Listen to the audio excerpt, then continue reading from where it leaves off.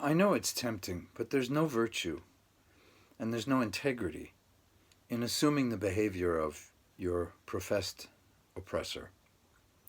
So that includes in the language that you use, the errors that you make, or the oversights, or the actual transgressions.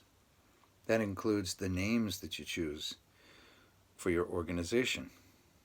I'll give you some examples. In one gender wanting to further the cause of its freedom and emancipation, insofar as there is an actual and not by gender collaboration in their oppression, using language that accuses from a high position the other gender or the offending gender, then that defensive gender is committing the same offense.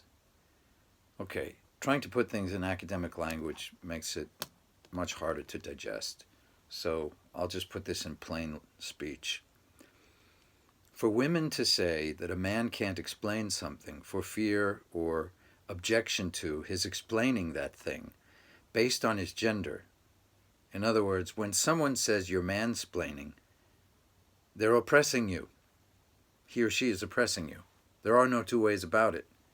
If you want to talk about a particular situation wherein an individual, let's keep this sexless, unless you want to be sexist, is oppressing you, you can't put the name of his gender in the new verb you're inventing to oppress him insofar as you want him not to explain something. It's oppression to say that a man explaining something is mansplaining. There are no two ways about it. It doesn't matter what the history is. It doesn't matter that there may have been, and there wasn't, a conspiracy for men to control women. Let's just say there was. You won't undo it by doing the same thing. Men could not get away with an expression like female-splaining. Then why should women get away with it? Because they're assuming a lower position, trying to assert that they have been oppressed. But if you assume a lower position, you can never attain equality. I'll give you another example of that. As far as romance goes and faux chivalry, there's no offense if both parties enjoy it and both parties actually treat one another with equality. But in maintaining the system whereby men must get on a knee, for example, or put a ring on it, as the song says, one sex is requesting, demanding, and or expecting special treatment.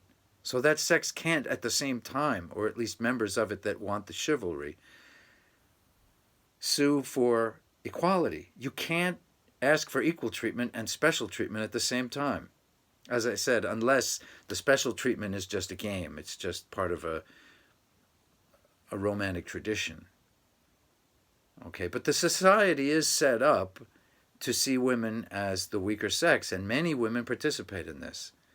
I'm not taking a position on it right now. I'm just saying you can't speak out of two sides of your mouth and appear to have integrity unless you don't know what you're talking about. I'm for equality between the sexes, but as we now know today, the sexes are not an easy thing to define, even though biology does it just perfectly. And that doesn't mean that I don't recognize that people feel that they have an identity which doesn't match their biology. I'm just saying the biology is what it is, right? You may feel differently in here, and that's understandable, but the biology is what it is. There are men in women's bodies and there are women in men's bodies, but those bodies are what they are. So the reason I'm talking about this is somebody recently, I'm pretty sure, took offense, although it was written carefully and could have been possibly determined as this person trying to explain to me that I should be careful, that I must have wanted my message to go somewhere else.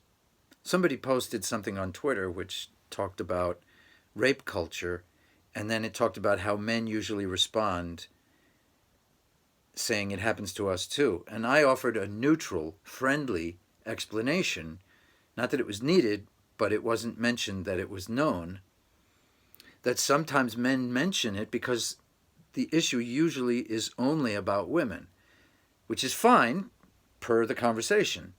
But I'm just saying that sometimes I think men speak up and say, this happens to men too, because they don't want to be forgotten.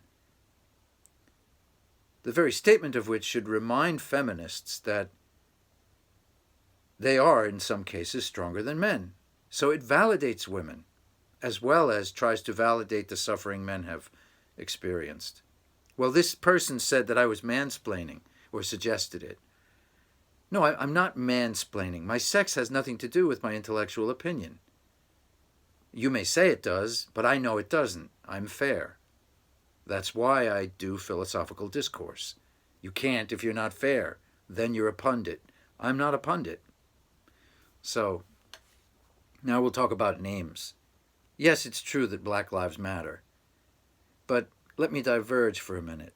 The military, the Air Force, the Army, the Navy, astronauts, NASA, Roscosmos, the European Space Agency, the Canadian Space Agency, these organizations succeed at extremely arduous tasks. We win wars. We survive space missions. Men and women do incredible things in these technologies and these technological endeavors because they dispense with all sentimentality. The political world would be wise to adopt this abstinence from sentimentality. It's purely sentimental to say Black Lives Matter when what you mean is all lives matter.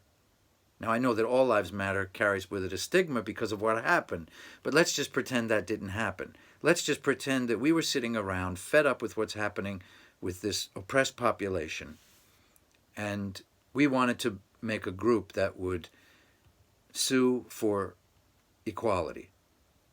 It wouldn't be a good idea to call it Black Lives Matter, because if we were like astronauts or soldiers, we would realize that we have to cover our bases in every way if we want complete and total success.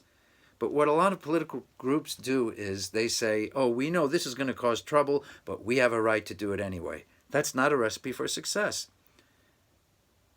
If they had chosen all lives matter, it would have caused a lot more introspection, a lot more investigation on the part of people whom they want to investigate and have consideration from, instead of knee-jerk reactions among the people that you're trying to persuade or you're trying to liberate yourself from. The same is true of the feminist group. Yes, it's true that feminism was a movement that was set up to liberate women, and it was just, but it's still not the most wise or strategically intelligent name, because eventually someone is going to exploit it and say they're against men. And in many cases they do appear to be such, as I just witnessed. So what I am saying is, anybody who wants to further an argument in any sphere of intellectual pursuit, whether it's political or academic or scientific or social, what have you, they should aim for the purest possible motives, the purest possible steps, and the purest possible names. The nomenclature can't cause any question. That's how you do things 100% correct. And if you don't do things 100% correct, you're not really serious. It's okay to make mistakes, but these mistakes are erring on the side of prejudice instead of equality, and that's why they never achieve equality.